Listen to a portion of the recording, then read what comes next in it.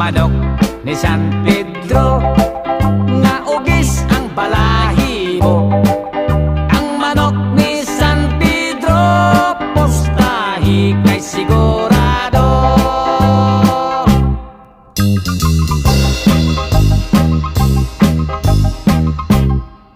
Si Esteban intaon, gimorder sa mga gons. Pagsaka niyas langit, si San Pedro na hibulong. Kay wala pa sa panahon, gipabalik, di pa ay siya return. May manok pang gipabalon, si San Pedro nga bungoton. Nahibalik sa kalibutan ang sugarol